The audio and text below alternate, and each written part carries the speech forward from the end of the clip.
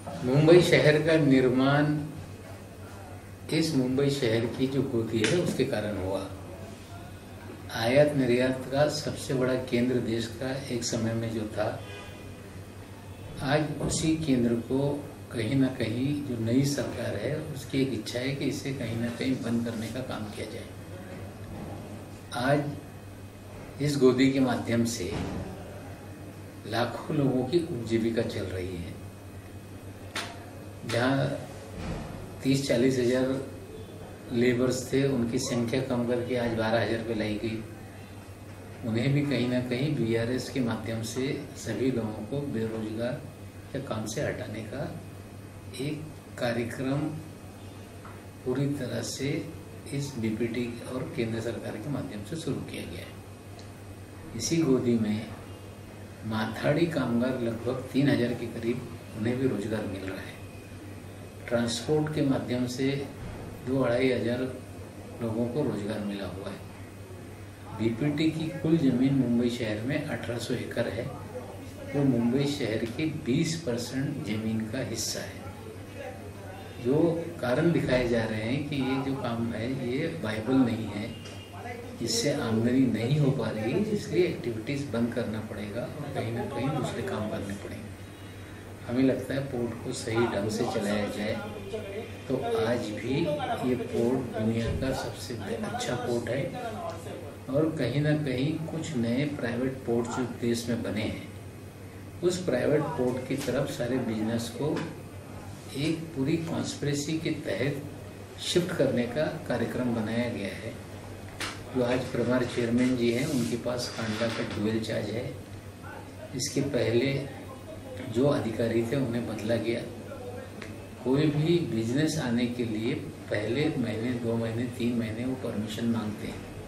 अगर उन्हें डिनाई कर दिया जाए कि हम यहाँ पे आपको परमिशन नहीं देंगे, तो वो मजबूरन किसी और कोर्ट में अपना काम ले जाते हैं। हमें लगता है कि जानबूझ के यहाँ पे कारोबार नहीं है, कि गोदी बीमार हो गई है। और केंद्रीय मंत्री जी ने तो कहा कि यहाँ सिर्फ लिक्विड का पूरा ट्रांसपोर्टेशन होगा। मुझे लगता है कि लिक्विड का काम पहले से ही चल रहा है। पीपावा नाम का जो जेट्टी है, वहाँ से हमारे क्रूड हो, ऑयल हो, गैस हो, उसकी पूरी व्यवस्था बनी है। पाइपलाइन के जरिए यहाँ से जाता है। एक हमारे यहाँ जेट्टी बनाई गई थी डीप सी में, जिससे कंटेनर के जरिए सारा और भी लोगों को परमिशन देके बड़े पैमाने पे बिजनेस बढ़ाया जा सकता था। उसके ट्रैक भी डाले गए। डायरेक्ट रेलवे रैक अंदर आके ट्रैक पर लोडिंग करके ये सारा व्यवसाय बढ़ाया जा सकता है। लेकिन इनकी इच्छा नहीं है कि इस व्यवसाय को आगे बढ़ाया जाए। हमें लगता है इनकी पूरी नज़र इस 1800 एकड़ ज़मीन पर है। गोदी को बंद करना, लाखों लोगों की उपजीविका को ख़त्म करके इस ज़मीन को पूंजीपतियों के हाथों में सौंपने की इच्छा इस केंद्र की सरकार की है। और अभी जो चेयरमैन है उनके इशारे पे उसी तरह से पूरा काम कर रहे हैं। इस ज़मीन पर बड़े पैमाने पे झोपड़पट्टी में रहने वाले लोग हैं। लगभग 10,000 परिवार झोपड़पट्टी में रहते हैं। पिछली कई सरकारों ने उन्हें ये आश्वासन हमेशा दिया कि आपका योग्य पुनर्वसन किया जाएगा, लेकिन आज की तारीख में उन्हें कोई ठोस बात नहीं बताई जाती और बार बार कहीं ना कहीं डेमोलिशन करके उनके मकान उजाड़े जाते हैं। बीपीटी की ज़मीन पे बड़े पैमाने पे दारू खाना में लोहे का कबाड़ का काम चल रहा है। आज बीपीटी की जगह पे सबसे पुरानी शिप ब्रेकिंग इंडस्ट्री है जो दारू खाने में चलती है। उन सभी लोगों को नोटिस दिया गया कि इसके आगे शिप ब्रेकिंग की जो भी एक्टिविटीज़ होगी वो बीपीटी परमिशन नहीं देगी।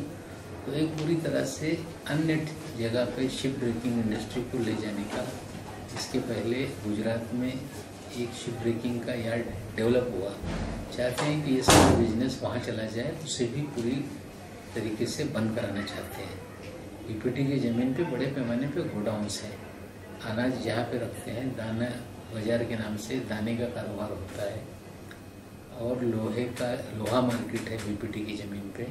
ऐसे बहुत सारे अलग अलग तरीके के जो कारोबार हैं जो मुंबई शहर में लाखों लोगों को उपजीविका देने वाले हैं, हमें लगता है कि इस गोदी को बंद करके लाखों लोगों के रोजगार से वंचित करने का कार्यक्रम केंद्र की बीजेपी की सरकार करना चाहती है। हमारे जो मंत्री हैं गडकरी साहब, वो बार बार प्रेस कॉन्फ्रेंस लेके लोगों को सब्ज बाग दिखा रहे हैं, बता रहे हैं कि हम मरीना बनाएंगे, बता रहे हैं कि हम फ्लोटिंग होटल्स बनाएंगे, अलग अलग ढंग से चीज़ों को करेंगे, पीपीए मॉडल में इसका डेवलपमेंट करेंगे। हमें लगता है कि रानी जादव कमेटी बनाई गई, उसकी रिपोर्ट सरकार को भी सौंपी गई, बीपीटी को भी सौंपी गई। आज तक वो रानी जादव कमेटी की रिपोर्ट पब्लिक डोमेन में नहीं डाला गया। 1800 एकड़ ज़मीन में ठीक है, कुछ अतिरिक्त जगह है, उसका इस्तेमाल कमर्शियली करके उससे अगर कुछ पैसा मिलता हो और मुंबई शहर या बीपीटी का अपलिफ्टमेंट करने का वो पैसा इस्तेमाल होता हो तो हम उसका विरोध नहीं करना चाहते। लेकिन ये किस तरह क्या करना चाहते हैं, इसे पब्लिक डोमेन में लाना जरूरी है।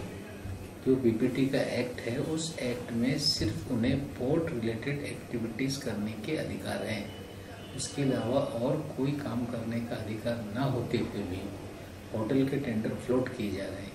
टूरिज़्म के रिलेटेड एक्टिविटीज़ के अधिकार एक्ट में ना होते हुए भी इस तरह के टेंडर फ्लोट होने वाले हैं।